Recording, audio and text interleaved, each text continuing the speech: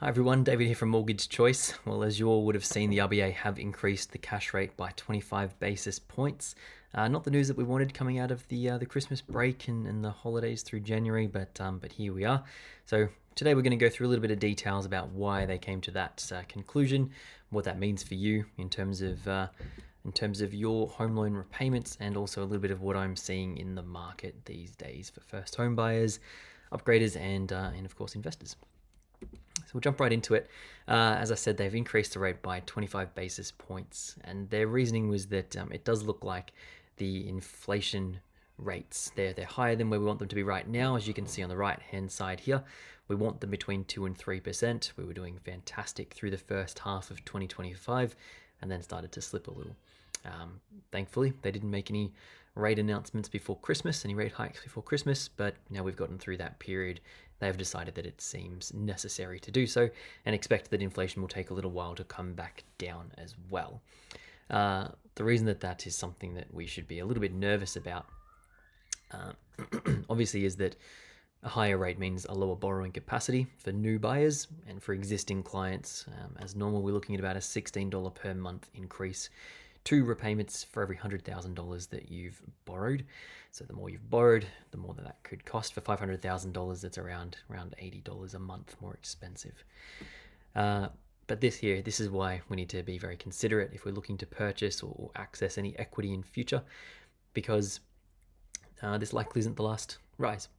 The cash rate is expected to go up another 35, 40 basis points over the next 6 months, and then maybe stay there for another year. So knowing where we stand in terms of our borrowing capacity is very important. Knowing where our future goals are is very important, and there are going to be some changes on the way. So as always, if you're nervous about your borrowing capacity, if you're just curious about it, be sure to reach out so that you know where you stand. And if you're looking at purchasing in the near future, then we want to make sure that this is going to line up with your purchase price goals. For first home buyers, I'm seeing a bit of a shift towards construction loans recently. There's a few things that we need to consider with first home buyers and construction, especially on that guarantee scheme, but I'm mainly seeing it because they're getting priced out of the established market. Either they don't have sufficient savings to cover stamp duty costs and everything that they need to purchase, or they're competing with upgraders and investors where they just can't continue to increase their offer and they're getting priced out. The guarantee scheme here that I've mentioned, there were some changes back in October that meant there are no more income restrictions. You can earn as much as you like, as much as you possibly can, and you can still qualify for the government scheme, which is great. The scheme, just as a reminder, is a mortgage insurance waiver. They also increased the maximum purchase price to $950,000. So fantastic for a lot of first home buyers that have that kind of income and that deposit that allows them to get up there. For those that don't, they're getting priced out and they're looking more at construction loans, which means no stamp duty on the land.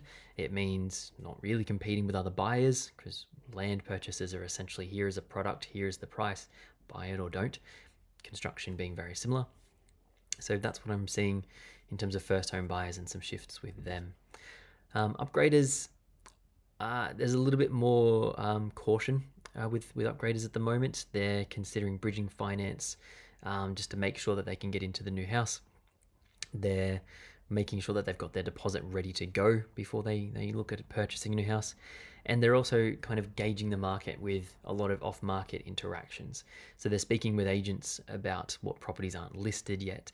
They're speaking to agents about what potential buyers they would have for their own home.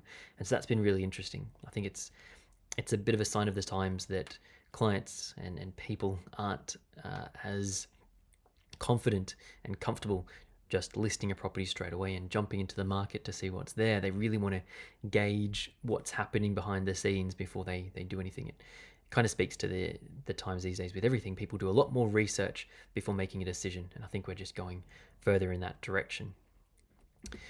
For investors, we're seeing a lot of interest down in southeast Victoria, so Morwell, Traralgon, Sale. That seems to be a bit of a hotspot right now. That's not to say that the boat isn't almost gone, but that's definitely attracting a lot more interest these days from investors.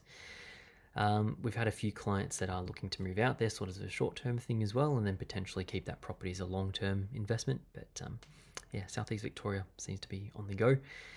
And they've also been a little bit more happy to consider mortgage insurance charges. So previously, investors are typically homeowners that are accessing equity in their house to purchase the next property as the deposit.